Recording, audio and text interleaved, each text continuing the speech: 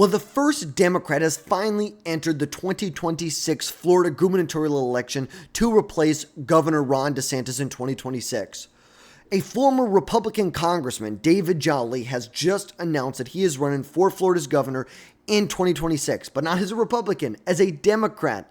A very, very bold statement now. This is his first time seeking office after he left office, I believe, in 2017. Now, David Jolly served as a Republican, a U.S. representative from Florida's 13th congressional district from 2014 when he won a special election until 2017. It was a Tampa Bay area seat. He won a special election after the death of Representative Bill Young, who was a longtime GOP representative in the House. Jolly was known as a centrist Republican, aligning with figures like George H.W. Bush, focusing on pragmatic governments over ideological purity, I guess you could say.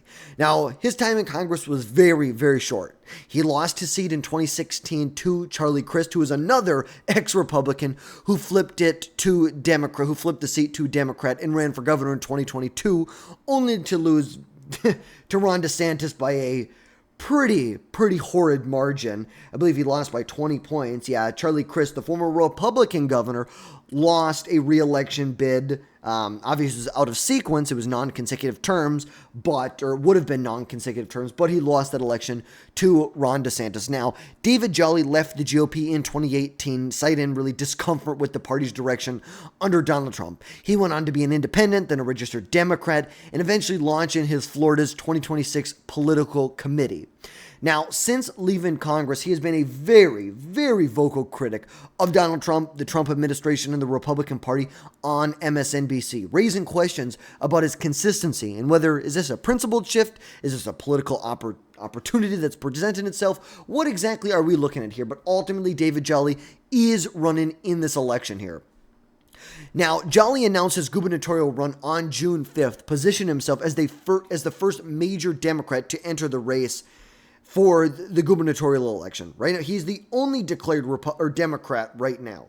There's a couple Democrats that have said they're not going to run. Jared Moskowitz, Nikki Fried said, nope, we're not running. David Jolly right now is the only Democrat who has announced as of right now, which at the end of the day, we know it's a long shot. It's a pretty long shot to win this race here. Do I think it could be closer? Absolutely. Go back to 2018 when DeSantis was initially elected. He was elected by less than half a percentage point. Could it be close? Yes. Do I think we're going to be within a point? No. I don't think so. Could I see it being single digits? Sure. I could see that, but ultimately, I do not see the Republicans losing this seat or even being within like 5 points, to be honest with you. But right now, Jolly is centering his campaign on what he calls Florida's generational affordability crisis. So right now, he's pushing for a state catastrophic fund to cut property insurance premiums by up to 60%, which is separate from the existing hurricane fund that exists.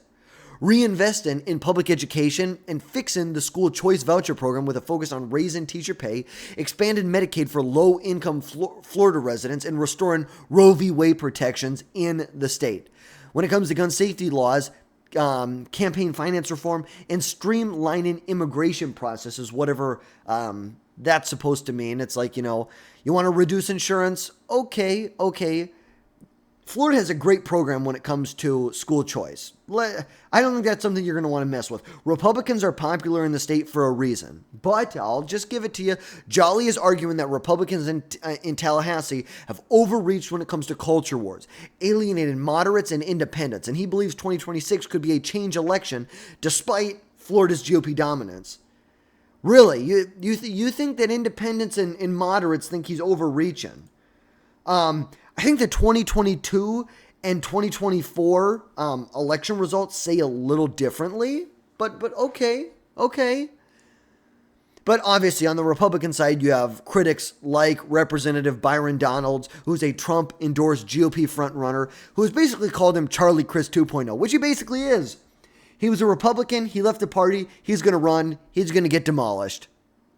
The guy's flip-flopped, he's out of touch with Florida's conservative values, which he really is. If he thinks that Republicans have overreached with their culture war issues in Florida, he is really really out of touch with what's going on in Florida right now. Look, I understand there's an affordability crisis. There are real issues to the questions that he's asking. But David Jolly's left-leaning proposals, like expanding Medicaid, which we shouldn't be expanding Medicaid. How about we just have like public or publicly subsidized options? Private insurance that partially is publicly subsidized for people who make up to $100,000 a year. It's expensive to get health insurance.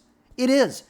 We don't need to expand Medicaid. We need to have a separate insurance pool that is specifically for people who they're going to pay their part of the premium. They're going to pay their copays. They're going to pay deductibles. They're going to pay out-of-pockets. Medicaid basically means you pay nothing. You don't pay any premiums. You don't pay any out-of-pocket. No, we do not need to expand Medicaid in the state.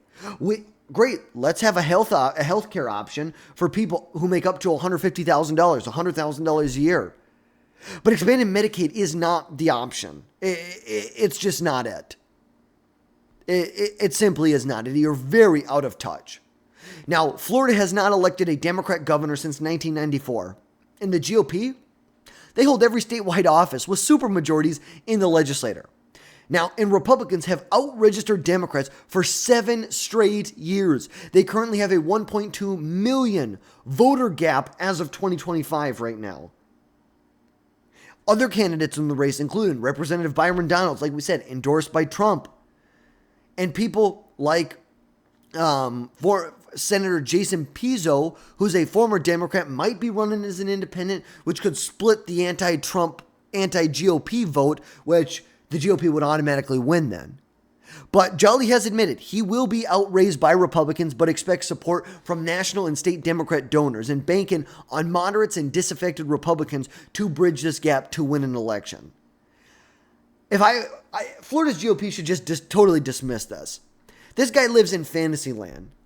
You know, I don't buy into it. I don't buy into it for a second. Florida's red shift and GOP dominance, it underscores how long these odds are for Jolly to become a governor. They have not elected a governor in 30 years. I don't think they're going to elect you, bud. I hate to tell you. You know, this anti-Trump brand, this MSNBC background might energize some Democrats, but I tell you what, it energizes a lot of frickin' Republicans too. In a state that backed Trump in the last 3 presidential elections, in the last one it backed him by like 13 points. Yes, is affordability an issue? Is rising insurance costs an issue? Is rising house costs an issue? But your progressive stance on abortions, guns, immigrations are going to clash with the rightward tilt in the state. You know, Charlie Crista's 2022 loss still looms over the party. It tells them party switching does not always translate to votes, especially when the GOP machine is firing on all cylinders in the state. So I don't think that this is going to go anywhere. Obviously, David Jolly switched to being a Democrat, running for governor. It's a bold play, but Florida's red wave makes this path pretty out of reach for him.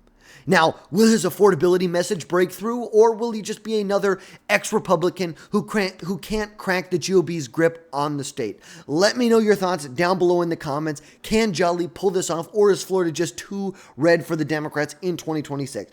And as always, drop down below, hit that subscribe button. Let me know your thoughts down below. And as always, folks, we will catch you next time.